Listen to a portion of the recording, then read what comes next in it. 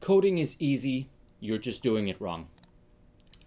As a software developer, you have to always remember that your job is to get the machine to do the work for you.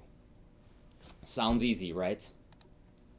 So if a story is taking you excess time and effort, it probably means you're doing something manually. So you're not building an automated system, even though you're coding, or at least you're not automating the system to the extent that you could automate it. And you're basically scamming the client because ultimately what the client cares about is how much work is completed. And you will never be able to complete the work as fast as the computer can. If the computer is programmed correctly, you'll never be able to complete the work as fast and as error free.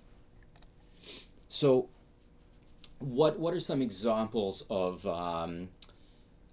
this happening where a developer can be coding but they're not actually building an automated system? So, let's look at something like duplicate code.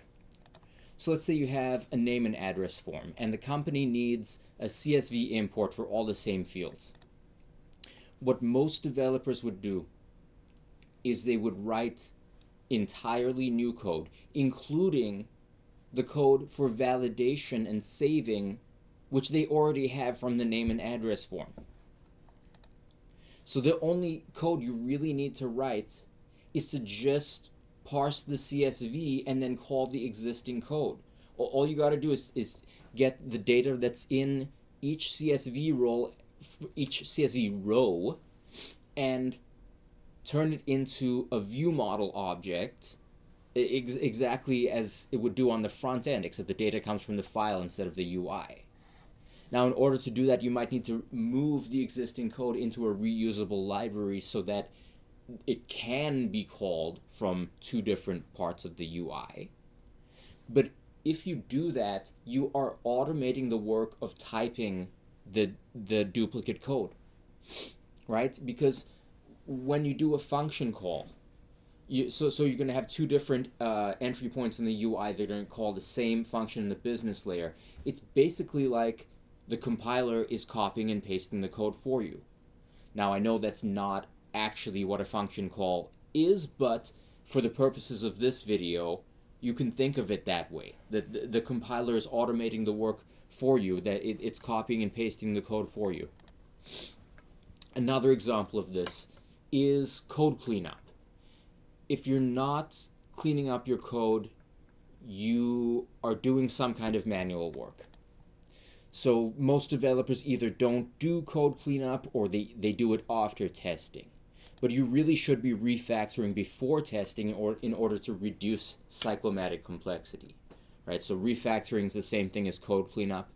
And cyclomatic complexity is basically the number of endpoints, the number of possible code lines that your function could reach. So if you have something like nested if statements, it's like you're multiplying the number of different endpoints your code could reach for each level of nesting. So what you want to do is you want to reduce the cyclomatic complexity before you test the code, because you're eliminating some of the test cases. And so then you reduce the amount of time spent testing and fixing the code because the code is simpler now. So is this really automation, or is it just working smarter? I would argue that it is automation, because you're getting the compiler to help you do the refactoring.